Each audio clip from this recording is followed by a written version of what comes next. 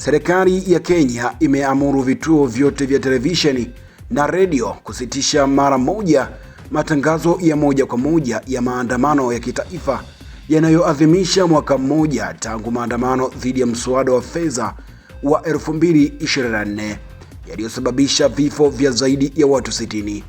Kupitia barua rasmi, mkurugenzi mkuu wa mamlaka ya mawasiliano CA David Mugonyi alisema matangazo hayo yanakiuka kifungu cha 33, 34 na 1 cha katiba na sehemu ya 461 ya sheria ya mawasiliano ya 1998. Alionya kuwa vyombo vitakavyokaidi agizo hilo vitachukuliwa hatua za kisheria. Agizo hili limetolewa wakati maandamano yameenea katika miji mbalimbali, huku vijana wakiandamana kwa amani wakiwa na bendera za kitaifa na mabango ya kutaka haki na kumbukumbu kwa waliouawa mwaka jana. Endelea kuwa nasi kwa habari zaidi. Mimi ni Friday Mwangomare na hii ni Mbuyuni TV.